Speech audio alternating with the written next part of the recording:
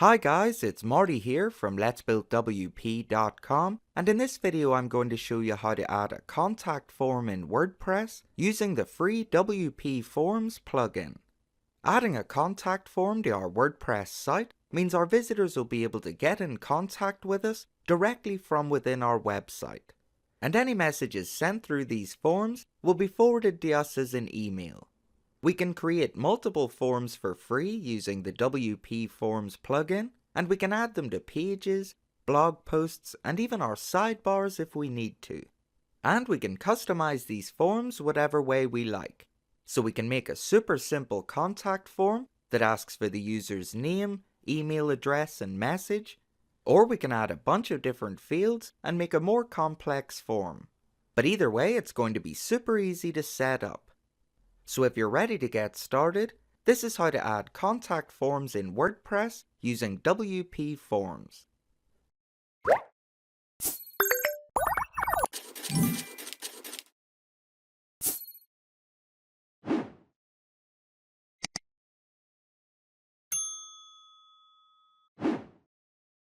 Okay, so to add a contact form, the first thing we need to do is install and activate the WPForms plugin. So from the WordPress dashboard, we're going to hover over Plugins on the left and click Add New. Then we can type WPForms into the search bar in the top right, and install and activate the Contact Form plugin by WPForms. Then once the plugin's active on our site, we just need to click where it now says WPForms on the left. And then to add a new form, we can click Add New at the top. And that's going to bring us to this page. The first thing we need to do here is give our form a name, and I'm going to call mine Main Contact Form. Then under this we have a few different options. We can choose to start with a completely blank form, or there's a few pre-made templates for us to choose from. We have a simple contact form, a newsletter sign-up form, or a suggestion form. And as we're creating a contact form, we're going to be using the simple contact form template in this example. But on a quick side note, if you want me to make another video on the newsletter sign-up or the suggestion form, just leave me a comment below and I'll add it to my list. But for now, we're going to click into the simple contact form. This is going to open up the form builder, where we have the different things we can add to our form on the left, and then a live preview of the form on the right. And as we can see, the simple contact form asks visitors for their first and last name, their email address, and their message. And everything here on the right can also be customized as well. So let's go through the stuff that's already here before we add anything else. So to start, if we click on the name field in the preview on the right, we'll see this opens up a few different options on the left. And here we have label, format, and description. So say for example we only wanted to ask for the user's first name instead of both their first and last. First we can change the label to say something like first name instead. And as we can see, it changes in real time here on the right. Then under format here on the left, we can change it from first and last to simple. And we'll see that our form on the right now only has one name box instead of two. We also have an option to ask for first, middle, and last name as well, but I'm going to leave it as simple in my example. Then under format on the left we have description, and any text we type in here will appear on the form under the text box. So if I type some text in here, we'll see that it now appears in the preview on the right. But I'm just going to delete this again for my example.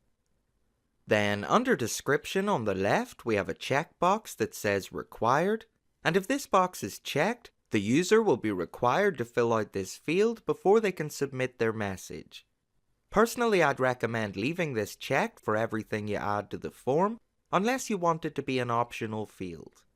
Then under this, if we click Advanced Options, there's a few other things we can do here as well. We can change the field size on the form if we like. So if we change this to small here on the left, we can see the size of the box changes on the right. But for this example, I'm just going to change it back to medium. Then on the left, under where it says name, we can see a box labeled placeholder. And if we type something into this box, it's going to show us a placeholder in light gray. So if I type the word name in here, we can see it shows up on the preview on the right. And this will disappear as soon as the user clicks on the box to fill out their name. Then beside the placeholder text on the left, we have default value, and anything typed in here will actually be filled out on the form by default, unless the person filling out the form changes it. There's rarely going to be a time where you need to use this option, to be honest, but it's good to know what it does. Then under this it says hide label, and if we check this box, it'll hide where it says first name on the right. But I'm just going to uncheck this box again as I want to keep it. Then under this we also have hide sublabels, and if we're asking for more than one name, it'll say first and last under each of the name boxes, and if we check this box, it'll hide them. But as I'm only asking for one name on the form, it doesn't have a sublabel. And then the last option here on the left is CSS classes, and this is for much more advanced design, which we're not going into in this tutorial. Then once we're done with these options, we can click on the email field in the preview on the right, and that's going to open up the options for this section on the left instead. So under label on the left, I'm going to change it to say email address instead of email, and just like before, we'll see it updates in real time on the right. Then under this we can add a description if we like, that's going to appear under the text box, but I'm just going to skip over this in my example. Then I'm going to leave the required box checked so it's a required field, and then under this it says enable email confirmation.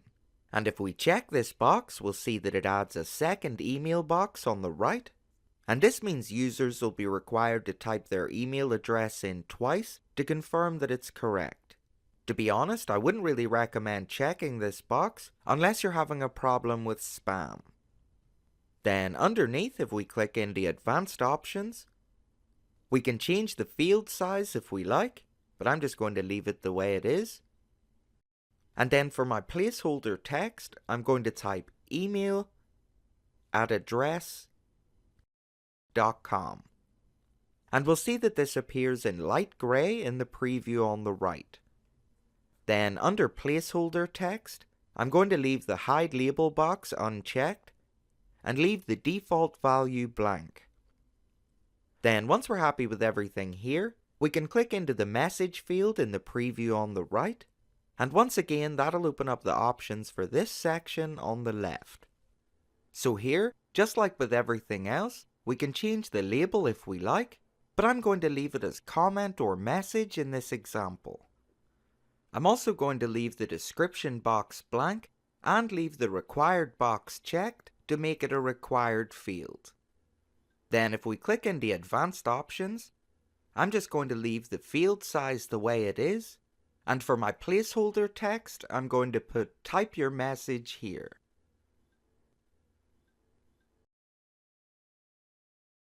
Then we have the option to hide the label if we like, and then under this it says limit length. If we check this box, we can limit the amount of text a user can type into the box, and we can limit it by characters or word count. I'm just going to uncheck this again in my example, but it is a great feature to have. Then once we're done with our message field, if we click the submit button in the preview on the right, there's a few other things we can change here as well. So we can change the button text itself under submit button text, and in this example I'm going to change it from submit to send message. And then under this it says submit button processing text, and this is the text the button will display while the form is submitting. And in my example, I'm just going to leave this as sending. Then if we click confirmations on the left, We can also change the message that appears after someone submits their message.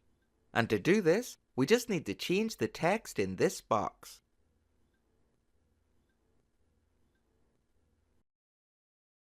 Then once we're done here, we can click Fields on the far left menu to go back to the preview. And if we changed our button text, we'll see that that's now changed. And that's us now finished with the default fields, but I'll run through another few things we can add here as well. So to add more fields, we need to click Add Fields on the left at the top. So say for example we wanted to add a message subject field to our form. We just need to click and drag single line text from the left into the form on the right. And we can click and drag it into the position we want it in our form. Then we can click on it in the preview on the right to open up the options on the left. And for this example, I'm going to change the label to say message subject. Then we could add a description if we wanted, but I'm just going to skip over this. And I'm going to make this a required field by checking this box. Then if we click into the advanced options, we'll see that we have all the same options as before that we've already gone over. In my example, I'm just going to type "What's your message about?" as the placeholder text. And then I'm going to leave the rest of the options the way they are. Then, as always, we can see it's been updated in the live preview on the right. And once we're done, we can click Add Fields on the left at the top, and that'll bring us back to the previous screen. Then, say for another example, we wanted to ask our visitors for their mobile phone number. We just need to click and drag the numbers field from the left into the form on the right, and position it where we want it. Then if we click on the number field in the preview on the right, this will open up the options for this field on the left. For this example, I'm going to change the label to say mobile number, and in brackets after I'm going to type optional. Then I'm going to leave the required box unchecked to make it an optional field, and then we can click in the advanced options. I'm just going to add a demo phone number as my placeholder text, and leave the rest of the options the way they are. Then once we're done here, we can click Add Fields on the left at the top to go back to the main screen. And now if we look at our form on the right, we can just double check that everything's correct. We can also change the order of our form if we like, by clicking and dragging the different fields into position. Or if we want to delete one of the fields, we can hover our mouse over it and then click the trash symbol on the right. Then we just need to click Confirm to remove it. Now there still are other fields on the left that we can add that we didn't cover, but these are the main basics you'll need for a simple contact form. And the other fields are all basically added in the same way, so you shouldn't have any problems. Then once we're happy with our form, we just need to click Save in the top right. Then to add the form to our site, we need to click where it says Embed beside this. This is then going to give us the option to add the form to one of our pages, or create a new page to add it to. But under this it says you can also embed your form manually, or use a shortcode. And here we want to choose Use a Shortcode, which in my opinion is the easiest way. This is going to give us a line of text known as a shortcode, and this line of text represents our form. So we just need to highlight, right-click and copy the text from this box, and once we've got it copied, we can close this pop-up. And then we can click the X in the top right to close out of the form builder. Now we're going to paste our shortcode wherever we want the form to appear on our website. In my example, I'm going to add the form to my contact page, but adding them to blog posts is done in the exact same way. And then I'll quickly cover how to add them to our sidebars as well before we finish. So to add our form to a page or post, we just need to visit the page we're wanting to add it to, and then click Edit at the top to open up the editor. Or we can add a new page if we like. But either way, all we need to do is paste our shortcode where we're wanting the form to appear on our page, and for me this is right at the bottom of the page. Then if we update or publish our page, when we visit it, we'll see that our form is now live and active on our site. And if we fill out the form with our details, a message subject, and a quick message, when we click Send, we'll see our confirmation text, and at this point, if we open up our email inbox, we'll see that we've received the message as an email.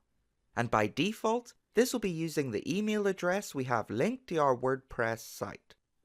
The email subject will say New Entry, followed by the name we give our form. So in my example, it says New Entry, Main Contact Form.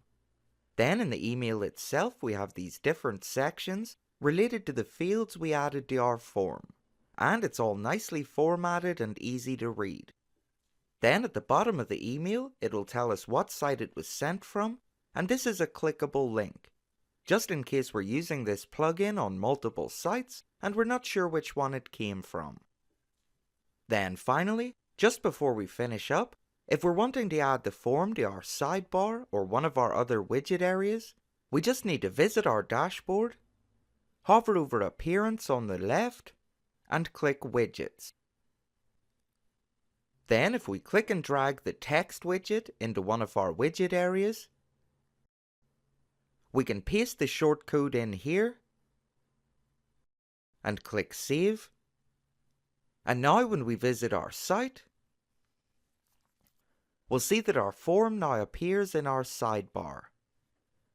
So that's us now at the end of this video, and that was how to add a contact form in WordPress using WPForms. I really hope you found it helpful, and if you did, please give the video a like here on YouTube to show your support, and consider subscribing to the channel for more WordPress tutorials like this one in future. And also, if you want me to create a series of videos on the other stuff we can do with WPForms, just let me know in the comments section below. Once again, my name's Marty from 𝗬𝗢𝗢𝗠𝗜𝗨𝗠.com, and thank you very much for watching my video.